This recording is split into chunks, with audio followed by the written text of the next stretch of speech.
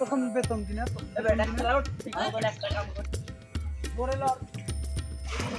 আমার সময় কি মনে করে বড় ভাই ঠিক আছে টাকা পয়সা তো দিলাম বাড়ি তে বন্ধক ছিল 1 লাখ টাকা দিয়ে গরুটা কিনলাম এই গরুটাই আমার সম্বল আল্লাহ জানে যে এর কি হয় টাকাটা যদি না দিতে পারি জীবন আমার একটা হাত নষ্ট করে দিই বড় ভাই যান ওই গ্রামের লোক দেখা যায় না এটা